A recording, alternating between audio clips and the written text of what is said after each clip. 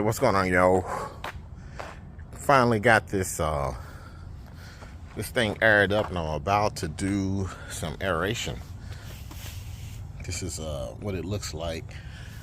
As soon as I pull this lever down, it lowers the tines down into the ground. So the goal is to put these bricks on here to give it more, make it heavier, so the tines will go down in the ground.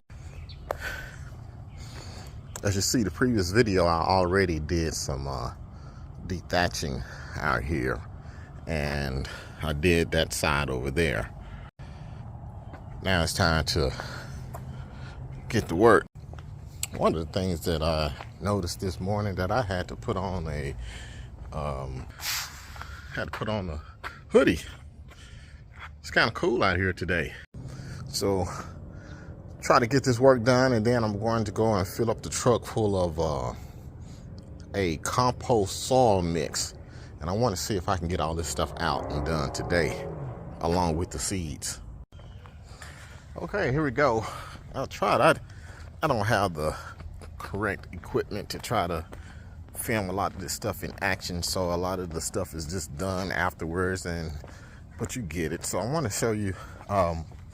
Now this thing doesn't go as deep as maybe the some of the rentals that you can get.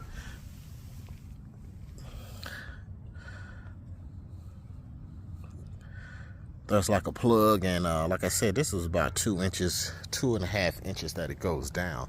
So what it lacks in depth, I can regain in the amount, because I can just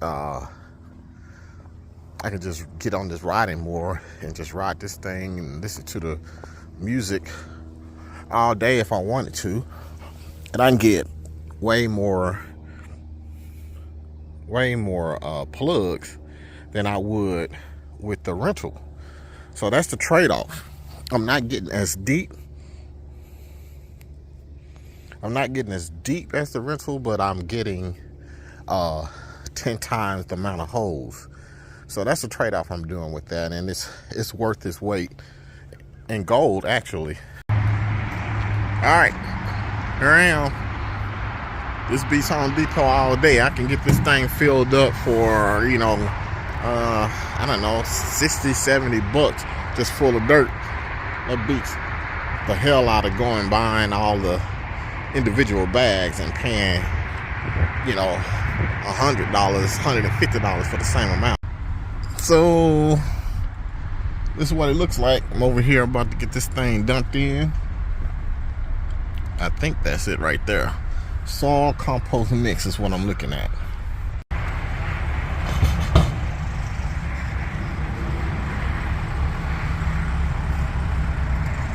Just like that. Gonna take a lot of work getting this in here.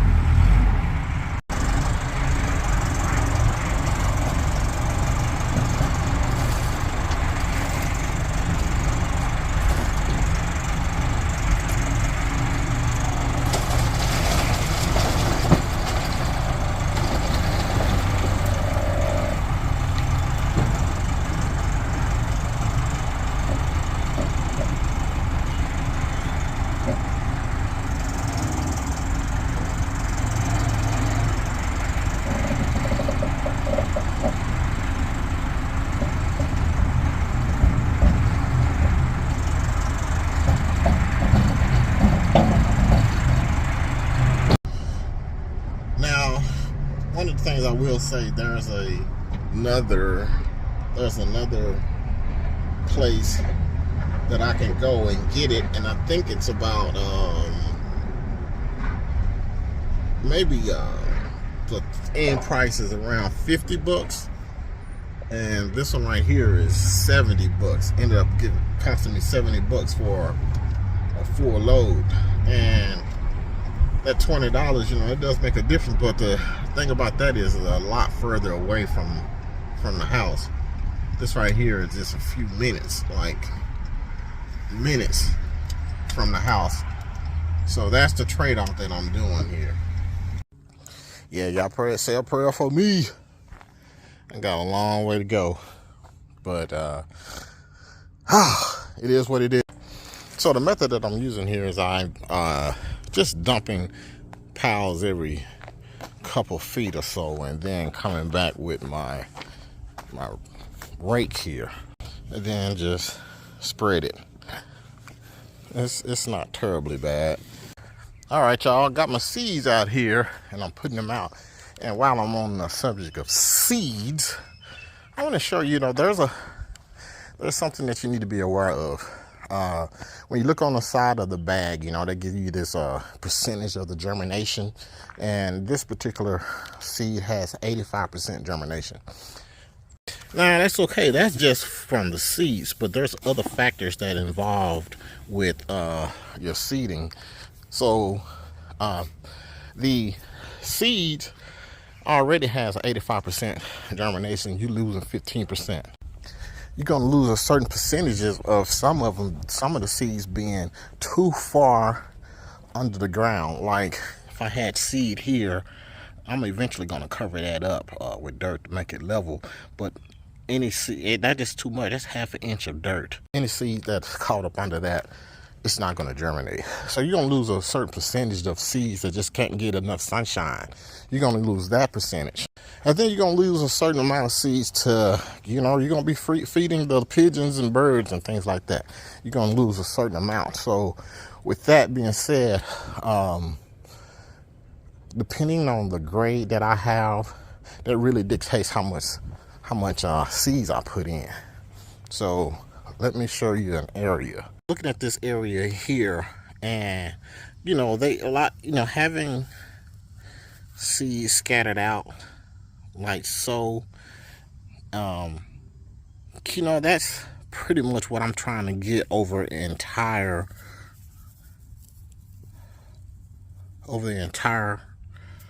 Can you even see that? Let's see. Yeah, this is what I'm looking for. So, when dealing with this stuff, you definitely don't want a situation that's just say, you definitely don't want anything like that, because that is going to cause you a lot of trouble here, and it's probably going to die out. Reason being is because it's going to be so thick that the water is not going to get down in there, and it's going to be stuffy in there. No air can get in there, and what loves that is fungus. So you're probably it's going to be hard to fight the fungus if it's that thick.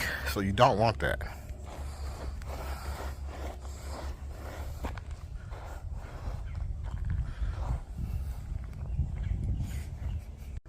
And this is another thing that I like to use. I saw a post somewhere where someone's going against this, saying that they think they're compacting. Look, this right here doesn't weigh no more than a person. This is heavy, but it's not enough. You're not going to you've already aerated. You're not going to compact your grass. No different than, me riding my riding mower over this thing. But what you're already going to get is, you're going to get the seeds compacted and compressed within the soil. You want to get it because wind and rain will be an issue, and runoff will be an issue. So you want to get this stuff in there, and you want your seeds to have a real good bed, and you want it to be nice and tucked off in there, and it will some of the runoff can be alleviated. It's not going to be a complete fix against runoff, but it does have a pretty good effect on keeping the seeds compressed until germination. And for the people who are overseeding, I have all these little things. This is not necessary, but I just want to have as much as I can to make sure I'm successful. I'm trying to be successful in this. So here we go. Man, I've got the whole side over there and half of this side here done, and I'm going to get some water on this stuff, and hopefully by, I would say, Halloween, It should be a complete transformation here. I'm gonna go ahead and jump start it to get the water on it and get the goodies on it, get all the biostimulants on it, and it's a full blast down here.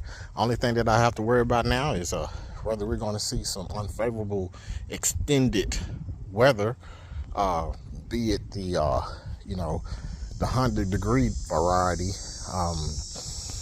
This is a part of the season where we don't get much rain, and I usually have to get the grass to come up with just irrigation because I don't get much help in October in my area with rain.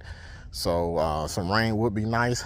Don't anticipate it. I anticipate bringing the grass all up myself, and if we don't get rain within a few weeks, there's a good part to that. One of the good parts is that it gives the grass a chance to get a hold on the ground. So when it does rain, and if it's the heavy variety, the grass, the seedlings have something to hold on to and don't get washed away. So that's the flip side of getting the grass to come up with your irrigation as opposed to the natural stuff.